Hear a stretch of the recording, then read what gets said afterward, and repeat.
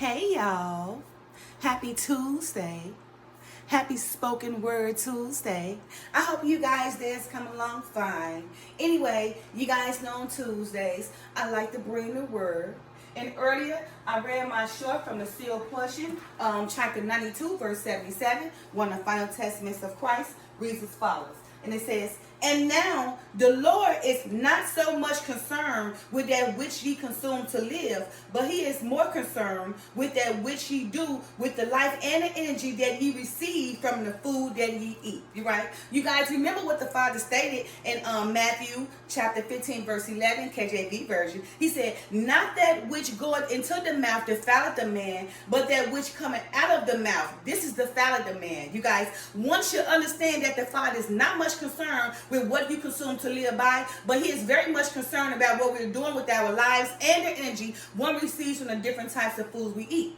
So what going in the body, don't defile it, but will come out defiled. That's the type of energy the Father is concerned with, right? The type of energy we receive from the different types of food we eat, right? Because what we eat can go in it, but how it comes out, that is what defiles it, right? Or the kind of energy that we're consuming from it, that is what defiles it, right? All right, you guys, so I ended at verse 66 in chapter 92 of the sealed portion, and of course I like to read the header again. This is my final time. This will be the last end. This will be the end of this chapter.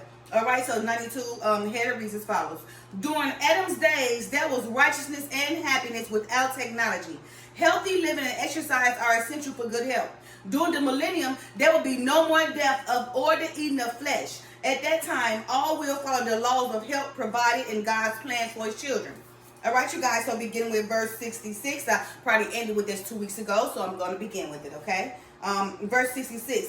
"Behold, the prophet Daniel gave unto you an example of the law of the Lord pertaining to the foods which ye should eat among you. And it is written, saying, And the king spake unto Ashpenaz, the master of his eunuchs, that he should bring certain of the children of Israel and of the seed of the king, who were the princes in knowledge." Who were the princes? Yeah, children in whom was no blemish. Let me just start that over so you guys can understand. This is very deep. This got to do with what was that?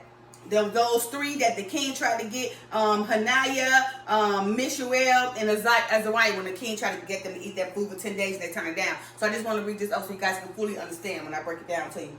Okay, again, verse 66. "Behold, the prophet Daniel gave unto you an example of the law of the Lord pertaining to the foods which you should eat among you. And it is written, saying, And the king spake unto Ashpenaz, the master of the eunuchs, that he should bring certain of the children of Israel and of the seed of the king, who were the princes, children in whom was no blemish, but well favored and skillful in all wisdom and cunning and knowledge and understanding science, and such as had ability in them to stand in the palace of the king, and whom they might teach the learning and the tongues of Chaldeans." So right now, you see David, he was a prophet, right? He was setting an example for them, right? Of the law of the Lord, of the type of foods he's trying to eat, because the king came at David had, in history, compadres, trying to force them to eat his food. But David, following the laws of the Lord, turned down the food, and then also dared them, like, give them 10 days. Okay, y'all eat the king food, all the meat, and let me eat the Lord's food, and we gonna see who be better in 10 days. In 10 days,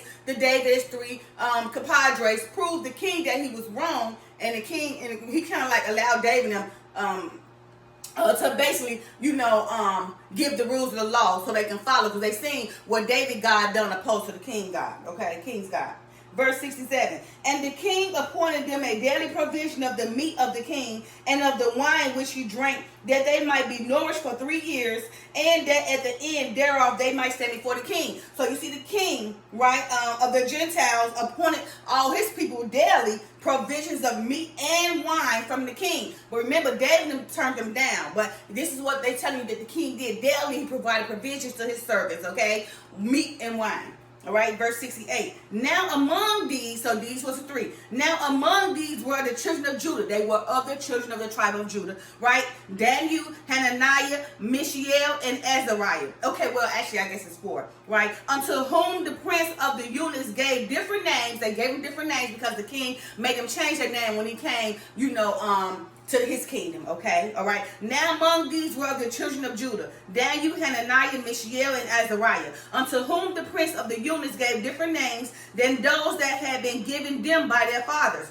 For he gave unto Daniel the name Belshazzar, and to Hananiah of Shadrach, and to Mishael of Meshach, and to Azariah of Abednego. So he changed all these four servants of the Lord's name into what he wanted to change them, depending on his own kingdom. Depending on the type of names he used in his own kingdom. All right. Now, verse 69. But Daniel, knowing the law of the Lord in all things, proposed in his heart that he would not defile himself with the portion of the meat of the king, nor with the wine which he drank. Therefore, he requested of the prince of the eunuchs that he might not defile himself with these things. And this is what I was telling you guys earlier. See, Daniel, knowing the law of the Lord, right, in all things, he already had prepared his heart or proposed his heart that he wouldn't defile himself with the king's meat and the wine, okay? Therefore, he requested of one of the king's princes, right, of the eunuchs, to tell the king that he might not defile himself with his meat and his wine. Verse 70. Now God had brought Daniel into favor and tender love with the prince of the eunuchs. And the prince of the eunuchs said unto Daniel, I fear, my lord the king, who had appointed your meat and your drink, that ye might be nourished before him. For why should he see your faces worse looking than the children which are in his prisons, and not of your sort? If he seeth this in you, then shall ye make me endanger my head to the king. So now, although the Lord had favored Daniel, to have the eunuchs to love him and everything, the eunuch was still scared, because he said, I'm going to approach this king and tell him that you don't eat this meat, but you basically put me in danger, okay? Because this is my king, and now I got to go to my king and tell him, you don't want to eat the meat. You turning him down because you wish not to defile himself, but you put me in danger to be killed to go tell the king this. But because the father had found favor and allowed the eunuch, and basically the king to love Daniel, when the eunuch went to go tell the king allowed Daniel them to do as they pleased, right, for those 10 days. Verse 71. Then said Daniel to Melzar, whom the prince of the eunuchs had set over Daniel, Hananiah, Mishael, and Azariah. So the prince had said Daniel, prince had said Melzar over Daniel. Who the Melzar was one of the prince of the eunuchs. He had set him over Daniel, Hananiah, Mishael, and Azariah. Prove thy servants, I beseech thee, 10 days, and let them give us pulse to eat and water to drink. Then let our countenance be looked upon before thee, and compare them to the countenance of the children that eat up the portion of the meat of the king, and as thou seest deal with thy servants, right? So see how Daniel told him, okay, right. So let's do 10 days, while you give your people 10 days worth of the king's wine and meat and drink, and let us eat 10 days, of pulse and water to drink, which was the foods from the laws of the Lord, okay? And then he said, let us see, look at our countenance, right? Or look at our visions, right? And I look at our visage, right? In 10 days, right? And compare them to the children that eat up the king portion compared to what we eat from the Lord laws, right? And so now the eunuch and the king consented to this matter. Verse 72. So he consented to them in this matter and proved them 10 days. And at the end of the 10 days, their countenance appeared fairer and fattier in flesh than all the children which did eat the portion of the meat, and of the king who drank his wine. So you see, after 10 days, Daniel and his compadres proved the king that the Lord's food was way better, because afterwards their viges was more fairer and everything was more healthy compared to what the king's servant was eating from the king's portion, from his wine and meat, opposed to what Daniel and his 3 compadres was eating from the father, pulse and water to eat. Verse 73. Thus Melzar took away the portion of their meat and the wine that they should drink, and gave them pulse. As for these 4 children, God gave them knowledge and skill in all learning and wisdom, and above them all Daniel had understanding in all visions and dreams, because he was called the prophet of God. We read that again, okay? Thus Melzar took away the portion of their meat and the wine that they should drink, and gave them pulse. So you see, the prince of the eunuchs took the meat and the wine and gave them pulse and water that they desired to eat, to follow the father, right? As for these 4 children, God gave them knowledge. See, God gave Daniel and his compadres knowledge and skill in all learning and wisdom, and above them all, David had understanding in all visions and dreams, because he was called the prophet of God. See, Daniel had understanding, he was above all of them. He had more wisdom, right? And understanding in all visions, because he was a prophet of God. Verse 74. Now, at the end of the days that the king had commanded his servant to bring them in, then the prince of the eunuchs brought them in before Nebuchadnezzar. Nebuchadnezzar was the king then. And the king communed with them, and among them all was found none like Daniel, Hananiah, Mishael, and Azariah. Therefore they stood before the king. Okay, verse 75. And in all matters of wisdom and understanding that the king inquired of them, he found them 10 times better than all the magicians and astrologers that were in his realm, right? So you see how the king found them better. Then he started to use, gaining a little wisdom. Like, wait a minute. His gods, they gods 10 times better than our gods, okay? Verse 76. Now, Daniel could not have been a prophet if he did not understand the mysteries and the laws of God pertaining to all things. Remember, you got to understand the mystery and the laws pertaining to the God. Only the Father revealed them to you, right? Just like he reveals them to me.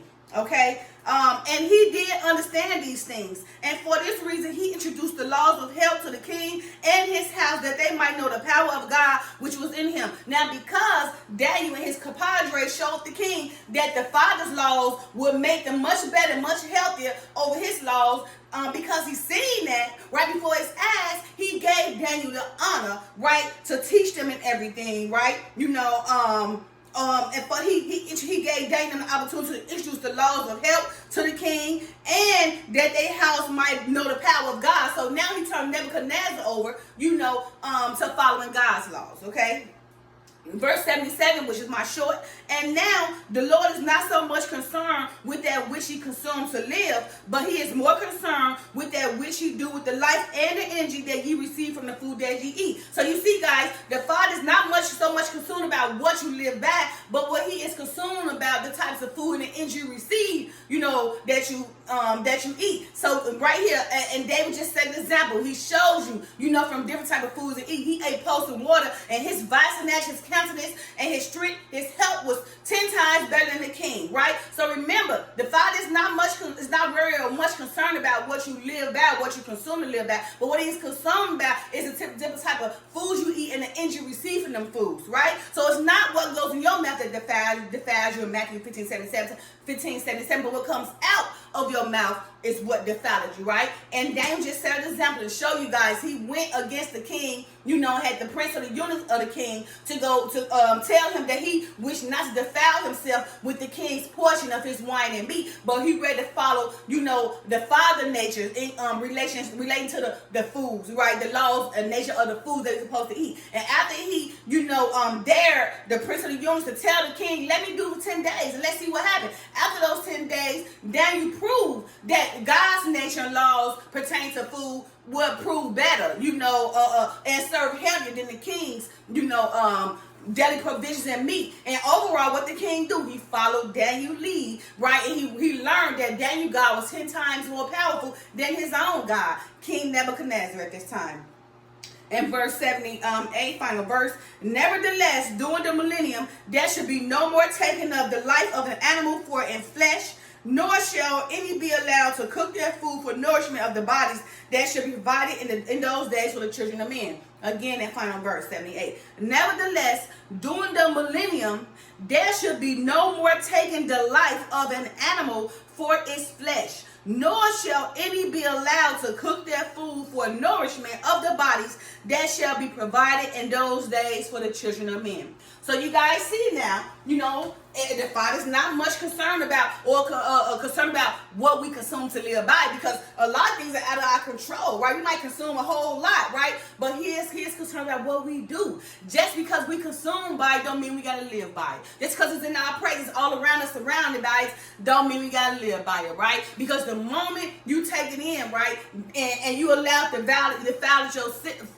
your system, that is what the Father is concerned about. All right, you guys. So again, in chapter 92, verse 77 in the sealed portion. And now the Lord is not so much concerned with that which ye consume to live, but he is more concerned with that which ye do with the life and the energy that ye receive from the food that ye eat, right? Remember what the Father said in Matthew chapter 15, verse 11. KJV version reads as follows. Not that which goeth into the mouth defileth the man, but that which cometh out of the mouth, this defileth the man. So remember, not that what's going to the mouth defileth the man, but what come out the mouth defileth the man. The Father is not much much concerned with what we consume to live back, what he's concerned with about the energy from a different type of food we receive from it, okay? That is what's defiled you. All right, you guys, happy Tuesday. Love you. Peace.